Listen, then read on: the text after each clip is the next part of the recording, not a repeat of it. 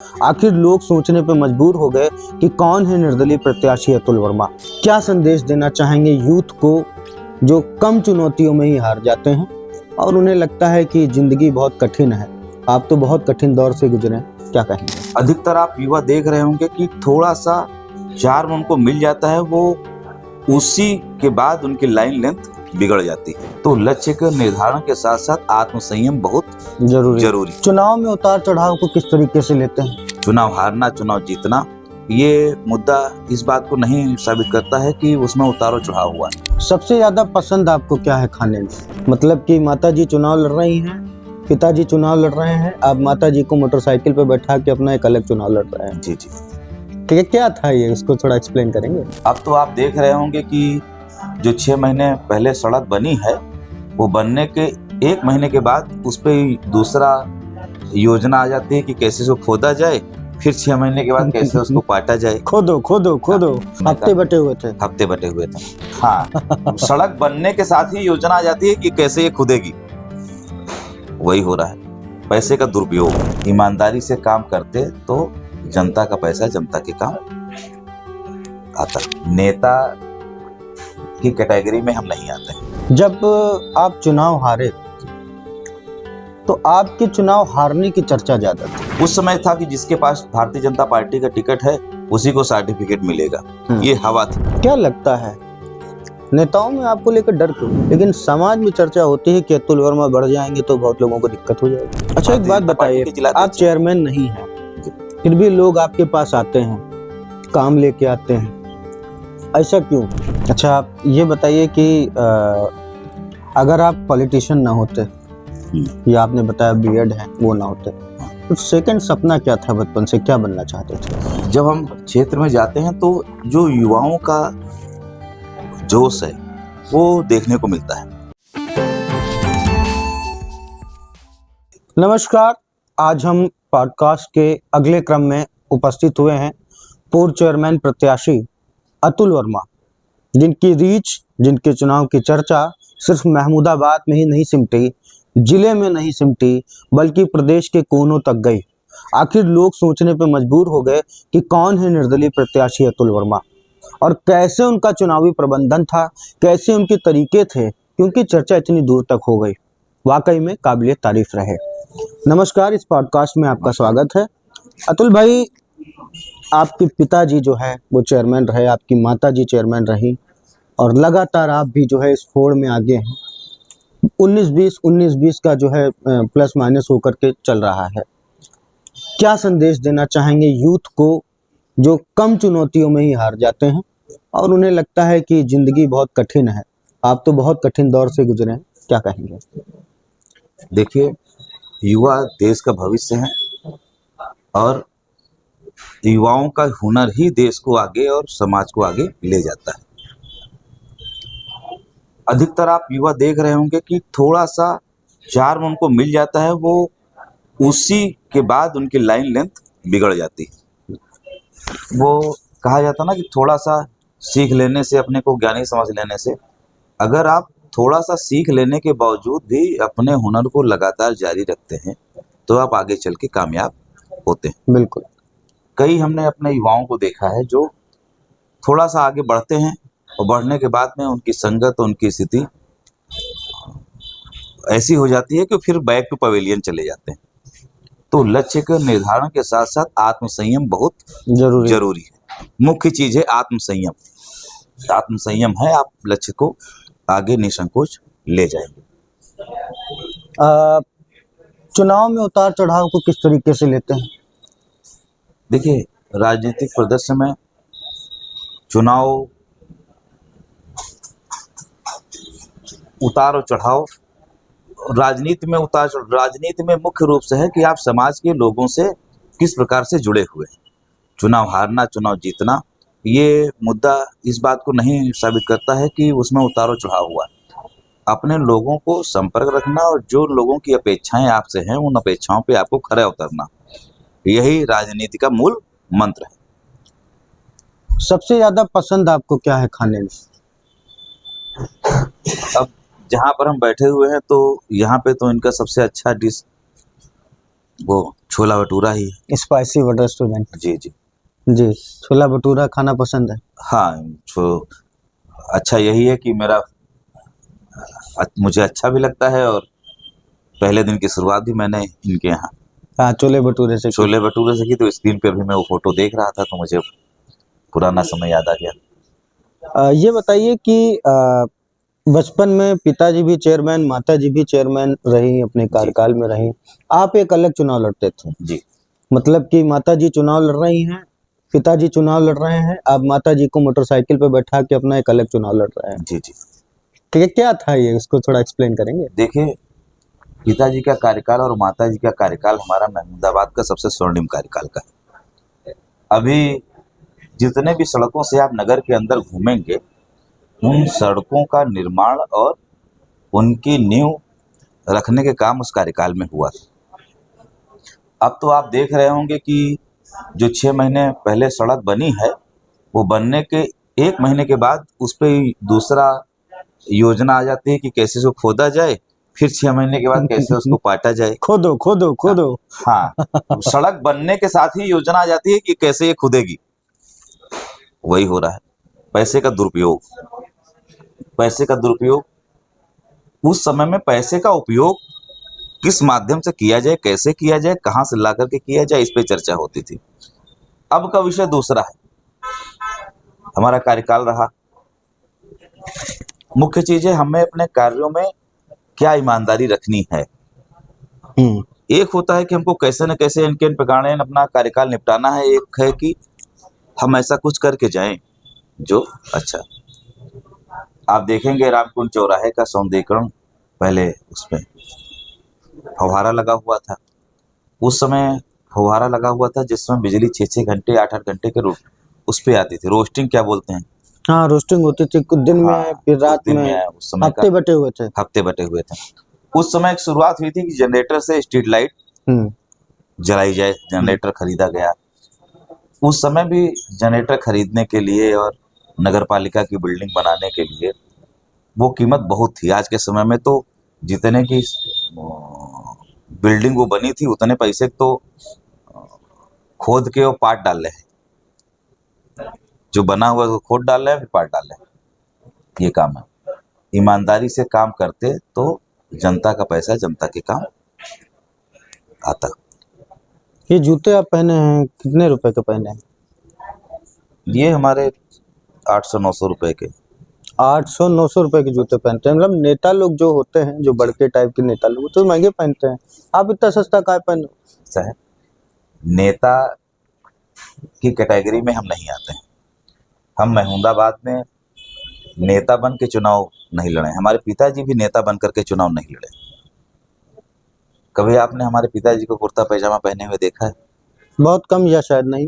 हाँ, तो आपने देखा होगा कि पिताजी कभी कुर्ता पैजामा पहने हुए आप नहीं देखे। नेता का भाव अगर मन में आ गया तो समाज से दूरी आपकी बढ़ने लगेगी। नेता का भाव मन में आना ही नहीं चाहिए। आप जिस क्षेत्र में हैं, उस क्षेत्र के लोगों की अच्छी समझ होनी चाहिए, और वो जो लोग जो सोचते हैं कि उनको वो मिलना चाहिए, उस पर आपको कारगर सिद्ध होना पड़ेगा, तभी आप आगे लक्ष्य को। अतुल जी, आपकी पढ़ाई और शिक्षा दीक्षा क्या है? मैं बीएड हूँ, और एक समय में हमने जूनियर की टीटी भी पास की थी। अच्छा जी, लेकिन जाना इस लाइन में था, तो वो लाइन धीरे धीरे कटती चली गई, वो लाइन धीरे धीरे आती चली गई। जब आप चुनाव हारे तो आपके चुनाव हारने की चर्चा ज्यादा थी। कौन है अतुल वर्मा, कौन है? एक पल के लिए आपको भी लगा होगा कि 2 बार से ट्राई कर रहा हूँ, सक्सेस नहीं मिल पाया। इसको किस तरीके से देखते हैं? देखिए, हमारा 2 साल में 2 चुनाव हुए। पहला चुनाव हम निर्दलीय लड़े, उसमें भी भारतीय जनता पार्टी के बराबर हमने वोट पाई। भारतीय जनता पार्टी के बराबर वोट तब पाई जब सारे हथकंडे हमारे साथ अपनाए गए थे। हमारे 40 लोगों के खिलाफ नामजद एफआईआर की गई थी। हमारे लोगों को पकड़ा जा रहा था, निकलने नहीं दिया जा रहा था। उस समय भारतीय जनता पार्टी के बराबर उस समय था कि जिसके पास भारतीय जनता पार्टी का टिकट है उसी को सर्टिफिकेट मिलेगा। ये हवा थी। उस समय किसी ने ये नहीं देखा था हमारी सड़क बन पाई कि नहीं बन पाई, हमारी लाइट लग पाई कि नहीं लग पाई। 6-6 महीने से नल पानी नहीं दे रहे थे। वो भूलने के बाद जिसके पास सर्टिफिकेट है उसको टिकट, उस बात के बाद भी हम उनके बराबर रहे। 2 साल के बाद उपचुनाव हुआ। उपचुनाव को देख करके नहीं आया था कि उपचुनाव होना है। उपचुनाव में फिर हमारे प्रतिष्ठानों पे छापा मारा गया, हमारे लोगों पर FIR की गई। तो ये क्रम इन लोगों का चलता रहा, लेकिन हमारा जो समाज के प्रति दायित्व है वो हम पूरा करते रहे। हम अपने लोगों से कभी झूठ नहीं बोलते हैं। हम अपने लोगों से कभी इस तरीके का बिहेव नहीं करते हैं कि जिसको लगे कि हाँ समय के साथ बहने वाले लोग। हम समय के साथ बहने वाले लोग नहीं, हम संबंधों के साथ बहने वाले लोग हैं, जिसकी वजह से हम जितनी दूर पर पहुंचे हैं लोगों में चर्चा का विषय। क्या लगता है नेताओं में आपको लेकर डर क्यों है? चर्चा होती है, किसी का डर साफ जाहिर नहीं हुआ, किसी ने कहा नहीं, लेकिन समाज में चर्चा होती है कि अतुल वर्मा बढ़ जाएंगे तो बहुत लोगों को दिक्कत हो जाएगी। कुछ ऐसा भी है क्या? देखिए, इस समय जो कांग्रेस से सीतापुर जनपद के सांसद हैं वो चेयरमैनी का चुनाव हार गए थे। उसके पहले वो विधायक थे, फिर चेयरमैनी का चुनाव हार गए। आज क्या है वो? सांसद है। आज सांसद हैं। इसी तरीके से जो क्षेत्रीय विधायक हैं हमारे यहाँ महमूदाबाद की आशा मौर्य जी, वो नामित सभासद लखनऊ नगर निगम की थी। आज यहाँ पे क्या है? विधायक। आज विधायक नरेंद्र सिंह वर्मा यहाँ से विधायक रहे। उनके भाई महेंद्र सिंह वर्मा जिला पंचायत अध्यक्ष रहे। जब जिला पंचायत अध्यक्ष हुए तब उन्होंने सोचा था कि हम जिला पंचायत अध्यक्ष होंगे। समय आया, परिस्थितियां आई, कौन किसको कहाँ ले जाएगा ये तो जनता और अब हमारी बात को समझे नहीं। लोग कहते हैं कि अतुल बढ़ेंगे तो बहुत लोगों को दिक्कत हो जाएगी। क्या इस बात को किस तरीके से लेते हैं? ऐसा कुछ है क्या? हमने बताया तो कि चेयरमैनी हारने वाला व्यक्ति सांसद है। गोल गोल घुमा के बता रहे हैं। चेयरमैनी हारने वाला व्यक्ति सांसद है। और जो हमारे भारतीय जनता पार्टी के जिलाध्यक्ष है वो भी तो चेयरमैनी हार गए थे। वो आज क्या है? अच्छा, एक बात बताइए, आप चेयरमैन नहीं हैं, फिर भी लोग आपके पास आते हैं, काम लेके आते हैं, ऐसा क्यों? देखिए, लोगों काम लेकर के आते हैं और इस विश्वास के साथ आते हैं कि हम उनका काम और रास्ता सही तरीके से बताएंगे। उनको चक्कर नहीं लगवाना है कि हाँ आप वहाँ जाइए, वहाँ से वहाँ जाइए, वहाँ से वहाँ जाइए। सीधा उनका काम पिनअप करते हैं। इस वजह से लोग हमारे साथ जुड़ते हैं। अतुल वर्मा की दिनचर्या क्या है? सुबह उठते हैं, बिजनेस देखते हैं, फिर समाज में कितना समय देते हैं, कितना चलते हैं, आप बताएं। देखिए, व्यापार पर पहुंचना हमारा बहुत कम रहता है। हमारा ज़्यादातर लोगों के बीच में ही जुड़ाव रहता है। अब यह आपसे पूछे कि आप लखनऊ कितनी बार गए, तो हो सकता है मैं 1 घंटे के लिए गया हूँ और चला आया हूँ। ज़्यादातर समय हमारा क्षेत्र में ही लोगों के बीच में बीतता है और सुबह से लेकर रात तक की कहीं ना कहीं आप मिल ही जाते हैं। तो सोना इधर कम होता है और दिन की दिनचर्या शुरुआती हमारी बड़ा अस्त व्यस्त हो जाती है। फेवरेट हीरो कौन है? हमें सबसे अच्छा जो फिल्म में हीरो की बात की, एक टाइटैनिक का सीन है। टाइटैनिक का एक सीन है, वो हमारा सबसे अच्छा सीन है। और जब आप फिल्मों की बात करते हैं तो चूंकि मैं जिस एक जैसे माला माल वीकली करके वो फिल्म आई, भागम भाग, उनसे लेके उनसे उसमें जोड़ते चले जाते हैं लोग। वो बिल्कुल सबसे अच्छा मुझे वो लगा। हम जब क्षेत्र में जाते हैं तो हम देखते हैं गोल गोल जैसे सब घूमा करता है, वैसे ही तो मेरा 2 बहुत फेवरेट अच्छे। अच्छा, आप ये बताइए कि अगर आप पॉलिटिशियन ना होते, या आपने बताया बीएड है वो ना होते, तो सेकंड सपना क्या था बचपन से? क्या बनना चाहते थे? देखिए, हमारा ज़्यादातर समय एकाकी था। एकाकी का मतलब एकांत वाला। एकांत वाला, भक्ति भावना का। हम्म, अभी भी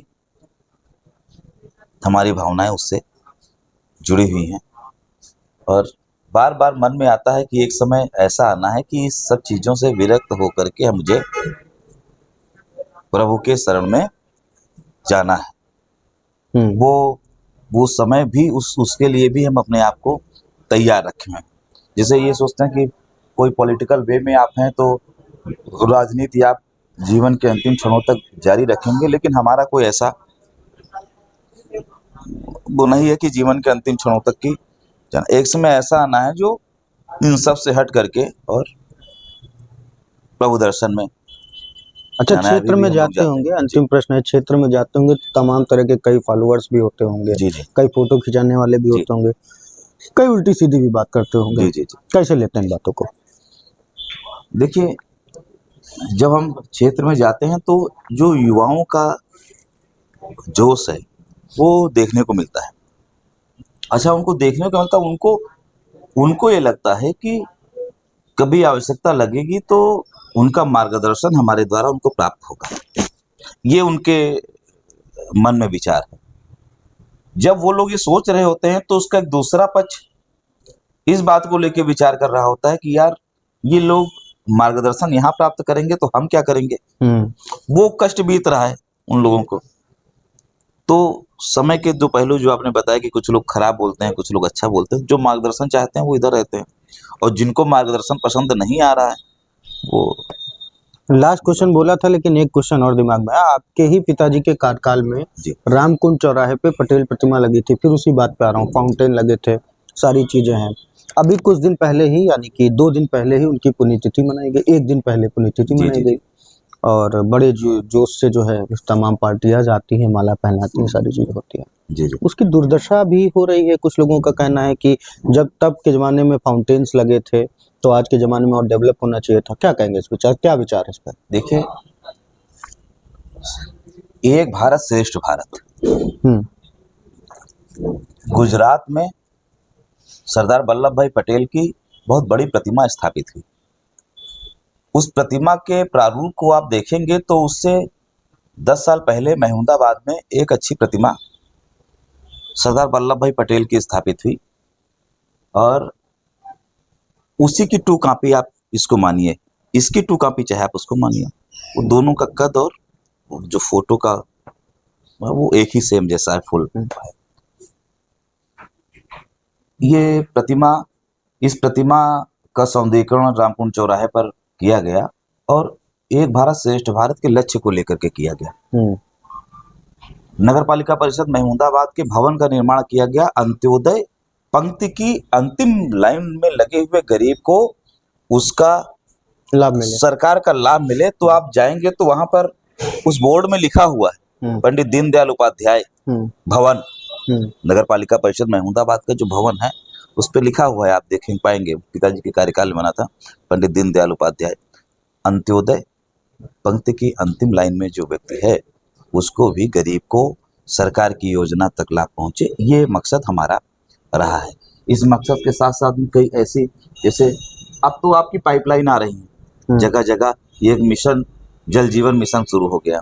कभी जल जीवन मिशन नहीं था, छोटे छोटे हैंडपंपों से जब सहारा होता था तो एक दूसरी पानी की टंकी सहजानी में लगाने का प्रयास किया गया, बन गई, चल रही है। उसका उपयोग यहाँ के जो जिम्मेदार लोग हैं कहाँ तक लोगों को करा पाए, ये क्षेत्र में निकलेंगे तो आप देख पाएंगे। लेकिन अपनी तरफ से पूरा प्रयास कम पैसे में अच्छी लागत से किया गया और कई सड़कें हैं जो उस समय की भी गुणवत्तापूर्ण थी, जो आज भी पूरे पूरे गांव जो झोपड़ी में थे प्रधानमंत्री आवास के अंतर्गत बन गए और सड़कें अभी भी चल रही हैं।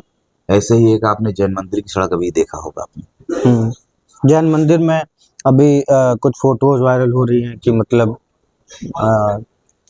जब नहीं बनी तो खुद अपने पैसे से बनवा रहे हैं। हाँ, वो उस समय पिताजी के समय में बनी थी, समय बीत गया, लौट के दोबारा कई कार्यकाल आए और चले गए।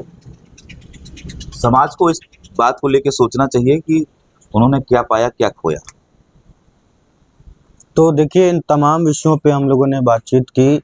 कोई राजनीतिकरण या उस तरह की सोच न रखते हुए एक यूथ आइकन का क्या विचार होता है, कैसे लाइफ़स्टाइल होती है, कैसे हम उनको अपना रोल मॉडल मान सकते हैं, किन पॉजिटिव चीज़ों को, अच्छी क्वालिटीज़ को हम ग्रेस कर सकते हैं, ऑब्ज़र्व कर सकते हैं। तो इन तमाम उद्देश्यों के साथ आज हमारे बीच उपस्थित हुए अतुल वर्मा। हालाँकि कल रात में ही आपका पॉडकास्ट होना था, लेकिन व्यस्तता के कारण जो नहीं हो पाया। पहले तो मैं धन्यवाद आपका देता हूँ और दूसरे तौर पे मैं धन्यवाद स्पाइसी वर्ल्ड के ऑनर अभय सिंह जी को देता हूँ कि आज उनके वहाँ प्रोग्राम है और प्रोग्राम में सम्मिलित होने के साथ-साथ हम लोग पहले पॉडकास्ट कर रहे हैं। तो फिलहाल अगर ये खबर आपको अच्छी लगी हो, अगर आप अतुल वर्मा के फॉलोअर हैं या अतुल वर्मा आपको अच्छे लगते हैं किन्हीं भी तरीकों से, या अगर कोई सलाह देना चाहते हैं, तो आप हमें कमेंट करके बता सकते हैं। आपका नगर पालिका क्षेत्र को लेकर के क्या विचार है, चुनाव को लेके क्या विचार है, या सुझाव को लेकर के आप क्या कुछ बताना चाहते हैं, आप हमारी इस पॉडकास्ट सीरीज़ में कमेंट करके अपना बहुमूल्य कमेंट हमें ज़रूर दे सकते हैं, जिससे कोई भी जननेता हो, कोई भी व्यक्ति हो, उससे सीख मिले और आगे अग्रसर हो। फिलहाल इन तमाम जानकारियों के लिए आपका बहुत-बहुत धन्यवाद। और फिलहाल कॉफ़ी के साथ में, क्योंकि ठंडक बहुत ज़्यादा हो रही है और बाहर मौसम भी है और उधर काफ़ी नए मेहमान हैं जो आज इस प्रोग्राम में कह सकते हैं रेस्टोरेंट में उनका इंतज़ार हो रहा है। हमारा भी इंतज़ार हो रहा है, लेकिन पहले तो कर्म और ज़रूरी होता है, तो पहले ये पॉडकास्ट अपने दर्शकों के लिए और फिर एन्जॉयमेंट। नमस्कार।